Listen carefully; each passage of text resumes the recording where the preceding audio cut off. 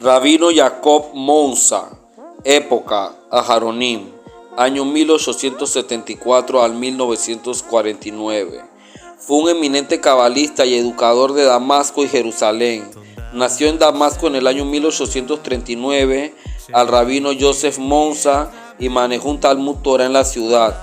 En el año 1919 se mudó a Jerusalén, donde continuó viviendo hasta el final de sus días. En su tiempo se volvió uno de los más importantes cabalistas de Jerusalén y sus oraciones recibían especial atención, sobre todo por sus kavanot, las cuales eran acorde al Rashash, Rab Shalom Sharabe.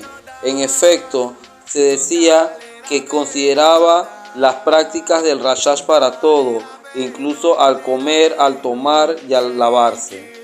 El rabino Jacob Monsa no reveló a su familia sus planes de dejar Damasco y lo mantuvo en secreto incluso de su esposa.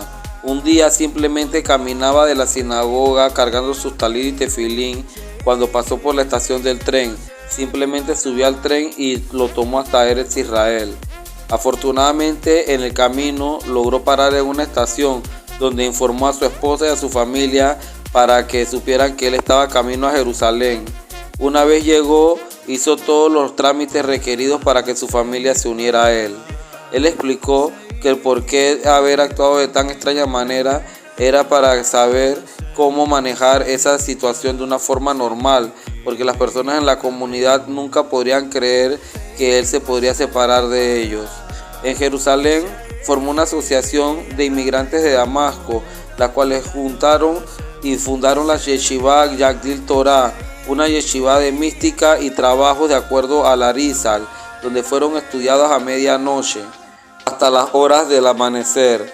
Durante el día se la pasaba buscando el significado de los textos para preparar sus estudios y además repasaba con sus estudiantes un cuestionario. Luego de la oración de Minjá, cada viernes iba al Kotel.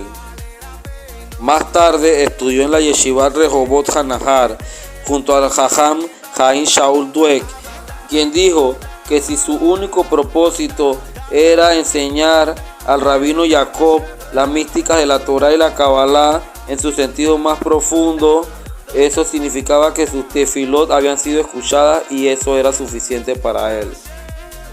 Finalmente, él fundó su propia yeshiva para estudios de Kabbalah, la cual fue llamada Emet Beshalom, una de las más importantes, y uno de sus estudiantes de Kabbalah fue el rabino Sulamán Musafi.